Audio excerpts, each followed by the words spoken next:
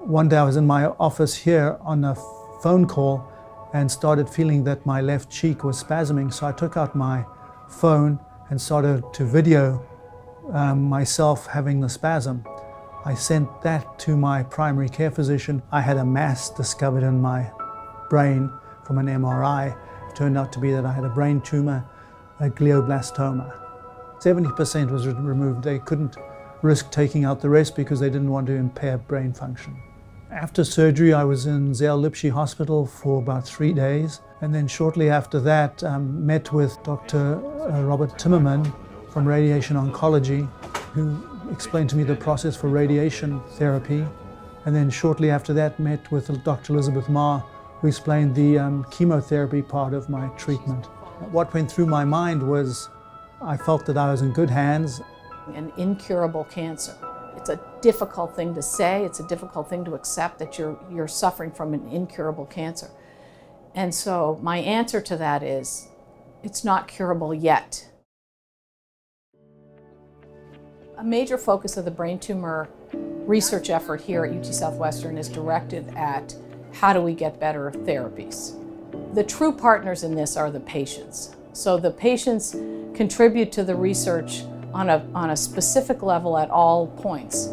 They're constantly participating in the types of advanced imaging protocols that we have, in metabolism studies, and we're just about to launch a survivorship program that will help us to understand some of the difficulties that they face at the end of radiation or as they go forward in their life. They want to make sure that the work is being done to help those others who are suffering with this, and really, ultimately, to put an end to it. There's so much research going on and so many new developments that if we get the funds as quickly as we can, there's a much greater chance that a cure for this cancer will be found. 5, 4, 3, 2, 1. Great! We just had our annual Head for the Cure walk that was attended by patients, families, all survivors. The funds raised support the Brain Tumor Trials Consortium, which is a network of academic medical centers with neuro-oncology programs who do brain tumor research. And the funds support that directly. It's very interesting and comforting to be with other survivors and sharing stories and boosting folks' morale, because many of the folks I meet don't have as positive attitude as I have, and so I try and do what I can to teach them how to get a positive attitude so they get out of the doldrums. Ivan is an absolutely amazing person. He and others look around at the walk and say they inspire each other.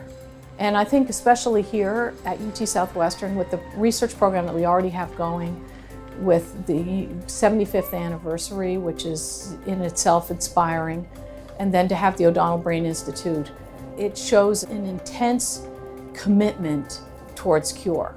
And so Ivan is just one of those people who believes that he's going to do everything that he needs to do while we're doing everything that we need to do, and hopefully we'll have an answer before it's too late. When you get up in the morning, just look in the mirror and be thankful that you can see yourself in the mirror, and that's a good day.